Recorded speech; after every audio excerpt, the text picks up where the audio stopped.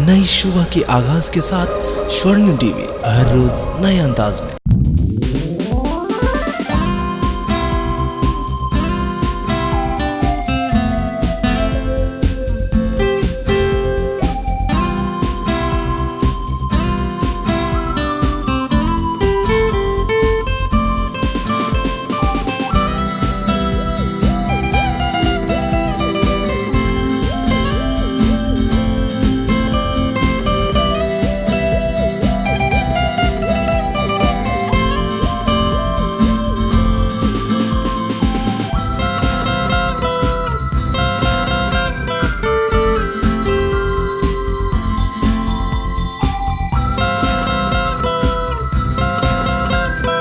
हाँ दस चलो चलो चलाई लाओ जोर के लाओ उधर आ जाओ जहाँ का सामने मौका माचिस कहीं से लाओ ना। आइए सर आप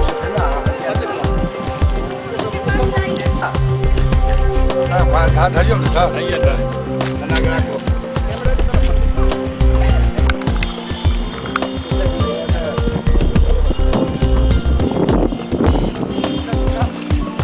यहाँ तक के शास्त्रों में चर्चा है, पुस्तकों में चर्चा है क्या? तो हमारा अतीत बहुत ही समुज्ज्वल है। आज कुछ जरूर पतन हुआ है, उसको स्वीकार करने में मुझे कोई कठिनाई नहीं है। और जब यह चर्चा होती है तो मुझे एक संस्कृत के वृद्ध विद्वान की उक्ति याद आ जाती है। उन्होंने पटना में एक कार्यक्रम आयोजित था। संस्कृत की जो आज स्थिति हो गई है, उस स्थिति में पहुंचाने का श्रेय हम संस्कृतज्ञों का है। हम संस्कृत को आजीविका का माध्यम केवल बनाना चाहते हैं। अभी आजीविका का माध्यम संस्कृत सबसे अधिक है, वहां सबसे अधिक आजीविका की संभावना। बड़ा दोष संस्कृतज्ञों का है। अब आप पूछेंगे क्यों? तो इसमें जाते होंगे तो कोई भी सरल संस्कृत में आपसे बात करने में परहेज करेगा। वो बाणभट्ट की भाषा का प्रयोग करेगा जिसका एक वाक्य 4 पन्ने में है। कहाँ कर्ता है, कहाँ कर्म है, कहाँ क्रिया है, आप नहीं ढूंढ पाए हैं। तो संस्कृतज्ञ इसी में अपने आप को गौरवान्वित समझते हैं कि हमने बड़ी क्लिष्ट भाषा, लच्छेदार संस्कृत का प्रयोग किया। उससे जनसामान्य में संस्कृत नहीं जाएगी, संस्कृत उन्हीं तक सीमित रह जाएगी। आप लोगों ने पढ़ा होगा, बाणभट्ट जब मृत्युशैया पर थे, उनका काव्य अधूरा था तो 2 पुत्रों को उन्होंने बुलाया और पूछा कि भाई ये सामने क्या है? एक सूखा पेड़ था। तो एक पुत्र ने कह दिया शुष्का वृक्ष तिष्ठत् व्यग्र। दूसरे से पूछा क्या है? तो उसने कहा कि नीरस तरुणीय विलसति पुरतः। देखिए काव्यात्मक भाषा का प्रयोग उन्होंने किया। उन्होंने भी कह दिया कि तुम ही इस काव्य को पूरा कर सकते हो, तुम करो। ये बड़ा मूर्ख है। अर्थ तथा प्रयोग की दृष्टि से तुलनात्मक अध्ययन। मैं यहाँ आया, उसकी सिनॉप्सिस जमा हुई, लेकिन बड़ा कष्ट होगा आपको यह सुनकर कि उसको डिग्री मिलने में 9 वर्ष लग गया। और मुझे लड़ते लड़ते मेरी परेशानी इतनी बढ़ गई बहुत कि उनके द्वारा किए गए कार्यों की सराहना के लिए हमारे पास शब्द नहीं है। दुनिया सलाम करती है डॉक्टर कुशवाहा को। अभी हाल ही में हमारे बीच हो जाए ना। निदेशक महोदय, इस मिथिला शोध संस्थान के निदेशक महोदय, प्रोफेसर झा यहाँ पे बैठे हैं। मन से इतर हमारे सभी डेलीगेट्स जो आज के इस कार्यक्रम में आए हैं। मैं थोड़ा विलम्ब से पहुंचा, इसके लिए मैं खेद व्यक्त करता हूं। आज हमने कुछ कार्यक्रम रखे थे, जैसे एनएसएस की सफाई का कार्यक्रम था। हमारे यहाँ 2 स्क्रीनिंग कमेटी भी चल रही है, तो मैं माफी मांगता हूँ। मैं संस्कृत पे बात करूंगा, लेकिन उसकी पहले थोड़ी बात हो जाए।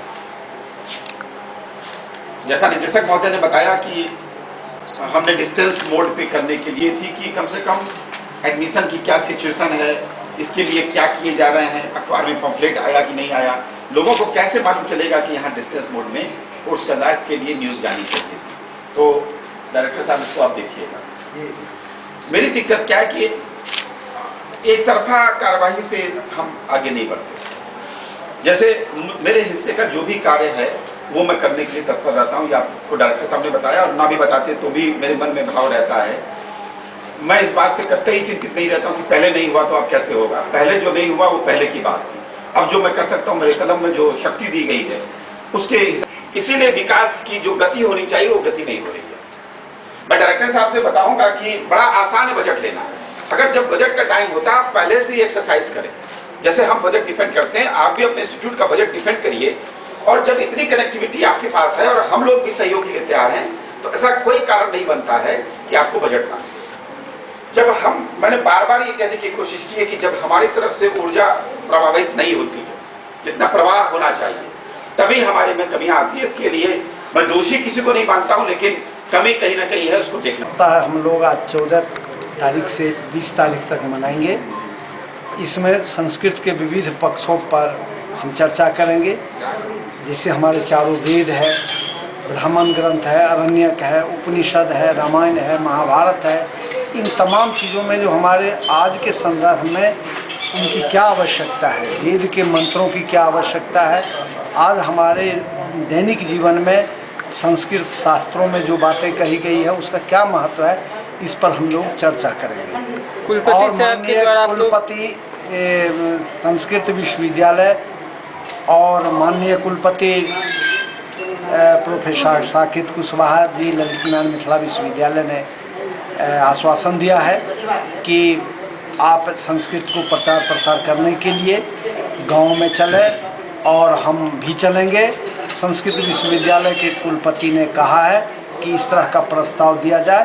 हम लोग गांव-गांव में चलकर संस्कृत के प्रति, वो संस्कृत में जो हमारे ग्रंथ हैं उसके जो वर्तमान संदर्भ में क्या महत्व है इस पर विचार करने की